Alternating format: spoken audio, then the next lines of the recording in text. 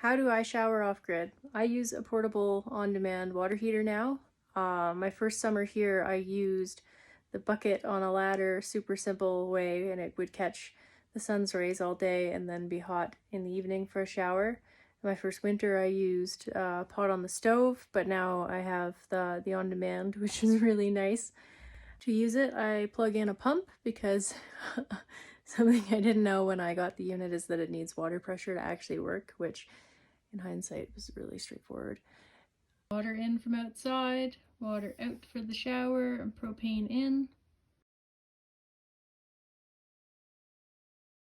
My bath is in my living room because I'm still building on to my Secan house. So this is what it looks like right now, but it works great, and it's nice to be indoors and out of the wind. Since I'm high up, I get a lot of wind.